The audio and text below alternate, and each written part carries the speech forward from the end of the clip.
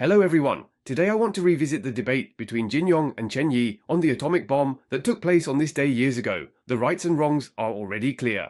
In addition, when American officials were boasting that China shouldn't cut off rare earth supplies to the US, American media interjected saying, didn't the US cut off semiconductors to China? Sometimes even the American media can't stand the US government's double standards. Recently, US Trade Representative Catherine Tai criticized China's restrictions on rare earth exports to the US during an interview with CNBC, saying that what China is doing is completely disproportionate to any measures taken by the United States. However, the female host from CNBC interrupted Tai, saying that China would argue the US is doing the same thing to China in the semiconductor sector. Her comment made Tai feel quite awkward.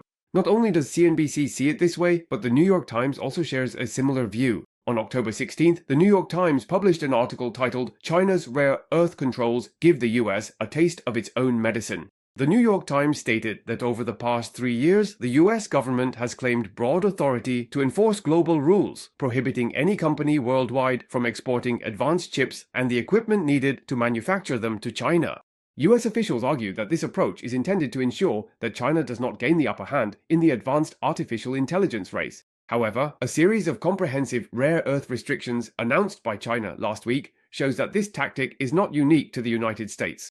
Through new regulations aimed at controlling the circulation of critical minerals, the Chinese government has demonstrated its influence in the global supply chain.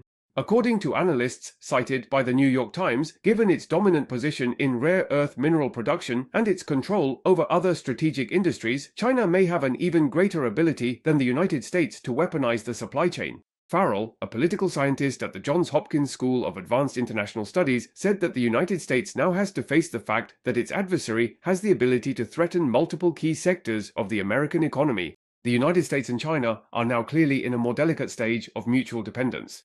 He said that China has indeed begun to learn from the strategies used by the United States, and in some respects is even surpassing the US in their current application. In fact, the model of restricting rare earth supply chains that China is now adopting was actually first implemented by the United States as early as 2020. At that time, the US government invoked a provision known as the Foreign Direct Product Rule, specifically targeting the Chinese tech giant Huawei, which the US regarded as a national security threat.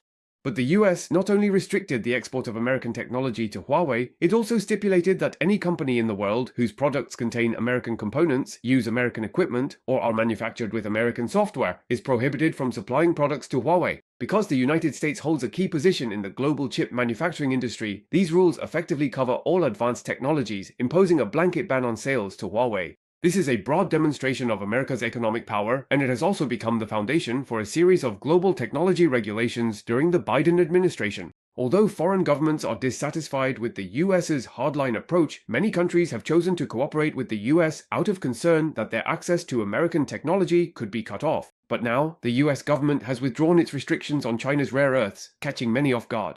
These measures could severely impact American industries.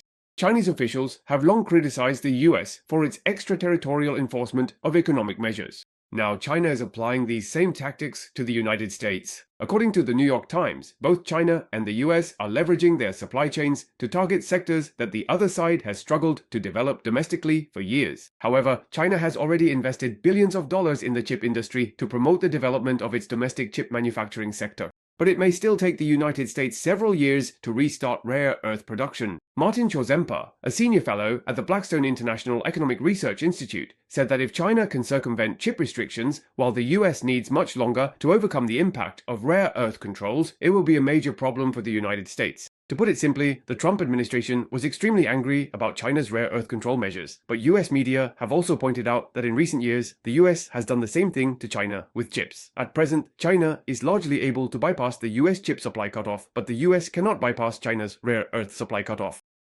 Additionally, I want to mention that the winds of change can make even the busiest places desolate. Many things require decades of practice before we can see who is right and who is wrong. 61 years ago, a debate about China's nuclear capabilities and replication is worth revisiting. On October 16, 1964, exactly 61 years ago today, China successfully tested its domestically developed atomic bomb at Lop Nur in Xinjiang, shocking the world. China became the fifth country, after the US, the Soviet Union, the UK, and France, to possess nuclear weapons.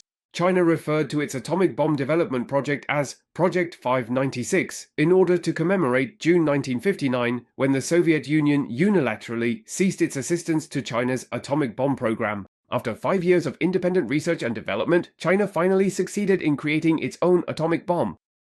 China's first atomic bomb test, together with the successful test flight of its first nuclear warhead-carrying missile in 1966 and the launch of its first man-made satellite, Dongfang Hong-1, in 1970, came to be known as China's two bombs, one satellite project. In the 1960s, China was still extremely poor and underdeveloped. After the Soviet Union withdrew its experts, there was a debate in China over whether the country should continue developing the atomic bomb. At the time, Chen, who was vice premier of the State Council and foreign minister, met with Japanese journalists in Beijing on December 18, 1963. He spoke passionately, saying, "The imperialists, revisionists, and reactionaries have atomic bombs and nuclear bombs. Are they really that formidable? They try to intimidate us like this. They mock us for being poor, saying we can't possibly make one. But even if I have to do it for generations, I will make nuclear weapons." Marshal Chen Yi's bold and stirring words were meant to inspire the Chinese people's ambition and determination, spurring them on through the final stage of atomic bomb development. However, when these words, "even if I have to do it for generations, I will make nuclear weapons," reached Hong Kong, they drew the disapproval of Ming Pao's owner, Cha Liangyong. 2 days later, on October 30th, 2006, Cha Liangyong published an editorial in Ming Pao titled, "We want prosperity, not nuclear weapons." In it, he wrote, "A responsible leader of the Chinese Communist Party actually said that even if all the Chinese people remain poor, China must still possess nuclear weapons." Hearing these words, we cannot help but feel deeply indignant. A government that puts military power first and the people's livelihood second, to be honest, is definitely not a good government. I can only hope that this was just a momentary outburst from Chen Yi and not actually the policy of the Chinese Communist Party. I don't know if Chen Yi realizes that in a country where the people are not prosperous, even if it somehow manages to produce 1 or 2 atomic bombs, that country will never be truly strong and its government will never be stable. I don't know what use the CCP has for making atomic bombs. Are they planning to bomb the United States? Or maybe they're planning to bomb the Soviet Union? And when those impoverished people rise up in rebellion, are they planning to use atomic bombs to kill them all, one by one? When the British and French forces attacked the Suez Canal, Britain already possessed nuclear weapons, but when the Soviet Union issued a stern warning threatening to bomb London with missiles, Britain had no choice but to withdraw its troops. Even if the CCP works hard for another 10 years, it still won't match Britain's nuclear achievements at the time of the Suez Canal crisis. So what use are just a few atomic bombs, really? It would be better to let the people create a few more ways to get rich. Louis Cha's editorial sparked a controversy that lasted for over a year. At the time, foreign newspapers strongly counterattacked, and Louis Cha kept writing commentaries in response. It took more than a year for things to gradually calm down. Looking back afterwards, Louis Cha's initiation of this war of words was not just about current affairs commentary, it was also motivated by a desire to boost the circulation of Ming Pao, which had only been founded in 1959. After all, if you only talk about the viewpoints of a few people, or just my own opinions, not many people would be interested in reading this newspaper. At that time, most people in society were more pro-foreign. But Louis Cha expressed the opposite viewpoint and then stirred up a confrontational atmosphere through this war of words. This was the key that allowed Ming Pao to establish itself through its commentary in its early days.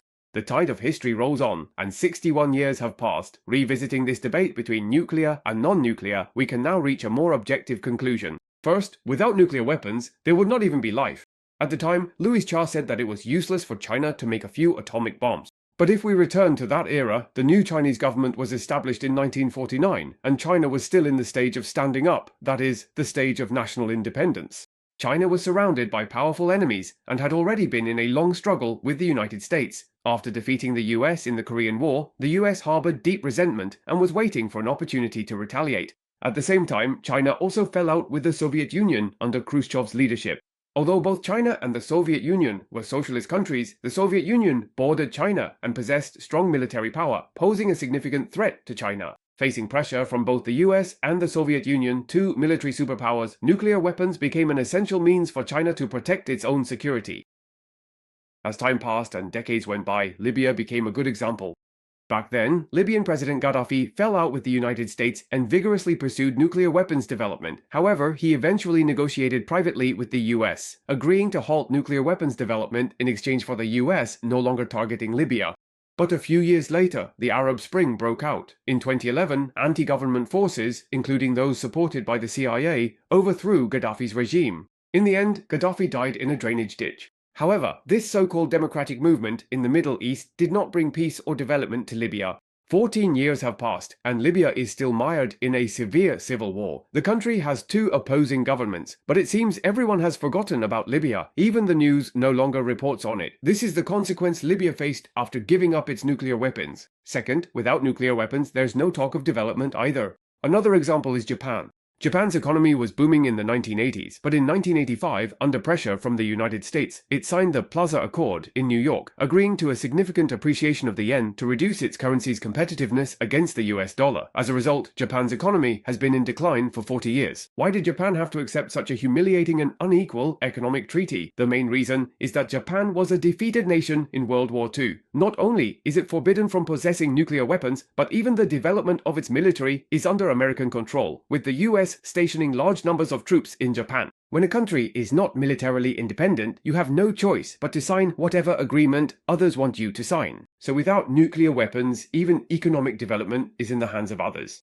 Third, we need both nuclear weapons and prosperity. Back then, Louis Cha underestimated China, thinking that the Chinese Communist Party would only blindly resist militarily and didn't understand economic development. At the time, he asserted that no matter how hard the CCP tried, it would never match Britain's nuclear achievements. Unexpectedly, 61 years later, China has not only far surpassed Britain in military strength, but has also left Britain far behind economically. China has already risen to become a new major power. Not only does it possess formidable military strength, but if we look at its economic size in terms of real output, calculated by purchasing power parity, China's total economy had already surpassed that of the United States as early as 2001. Under the leadership of the Communist Party, China not only possesses nuclear weapons, but now allows its people to pursue prosperity and enjoy days where they have enough to eat and wear. 61 years later, looking back at China's atomic bomb test at that time, we can see that it was an important milestone in China's development. With its possession of the atomic and hydrogen bombs as well as its first satellite, China joined the ranks of military powers. This not only ensured the country's security, but also created the conditions necessary for economic